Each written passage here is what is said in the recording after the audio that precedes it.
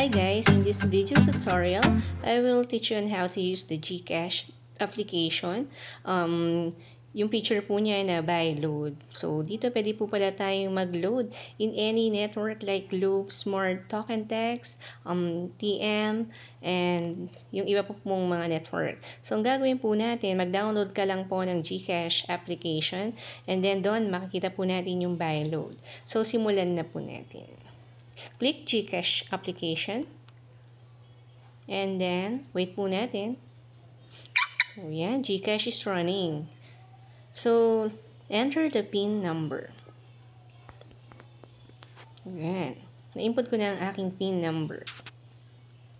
And then, we have 223.92 available balance for our Gcash. So, ang gagawin po nating process, if you want to buy load, pindutin po natin ang buy load.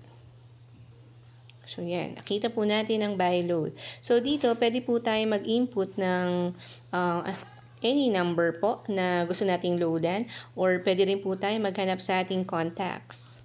Yan. Pero ngayon po, mag-input lang po tayo ng number.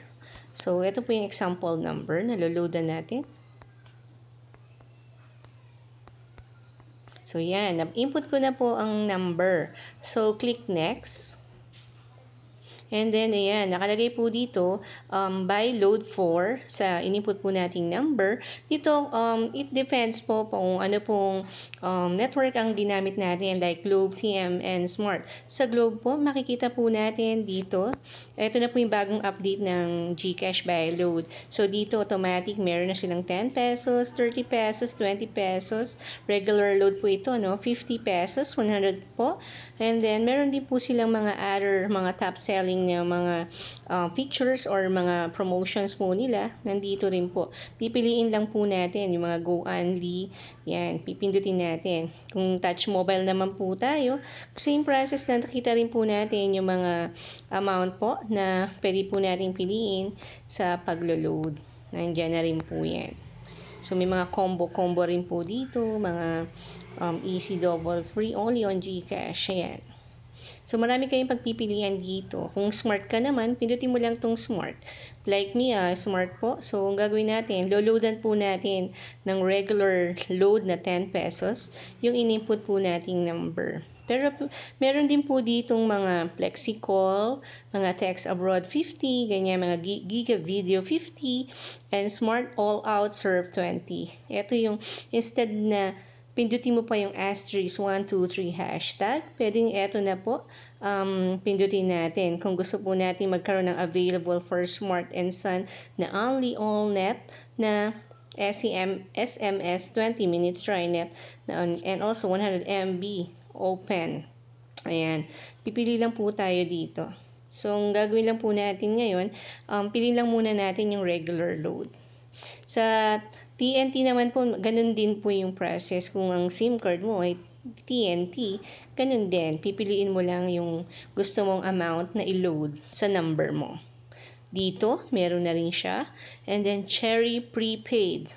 So, ang daming pagpipilian, mga Smart Bro and PLDT, Roaming and International, mga daily deals, even game credits, pwede rin po pala. Kumu, PayTV, prepaid kit, ang dami. So, pwede pala tayong mag-buy dito. So, ang dami pagpipilian. So, let's proceed po sa pag-load natin dito sa King Smart SIM na lalagyan po ng load. 10 pesos lang po ang ilalagay ko. Click next. So, dito, nakita po natin na meron po amount sa taas na 10 pesos. So, ang aking Gcash balance na 223.92 ay mabawasan po natin ng 10 pesos. So, ang gagawin po natin, click po natin yung Pay PHP 10 pesos. Yan. Processing. So, yan na po. Nakikita po natin ang payment received na 10 pesos, the amount due and the payment method using Gcash. And also the reference number and the date today. Ayan. So, nakalagay dito, ito na nga po yung ating Gcash buy load. Para maging done na po or maging successful po ang ating ginawang process, click na po natin yung done. Ayan. Once na nakita mo na yung thank you for using Gcash, click OK. So, yan. So, yan, nabawasan na po ng 10 pesos ang ating balance. So, ibig sabihin po, pumasok na po ang load. Ito po yung sample load na nilagay natin. Yan. So, yan na po. And then, back tayo dun. So, yan. So, tapos na po ang ating Gcash buy load. Ito po yung simple process on how to buy load using your Gcash.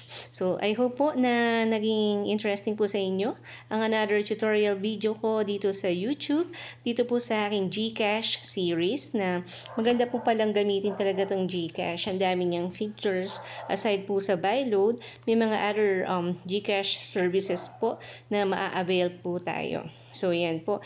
And I hope po na na-enjoy niyo po ito. And be updated po sa aking another tutorial video dito po sa YouTube. Thank you for watching po. And this is Erlene. Have a good day. Thank you.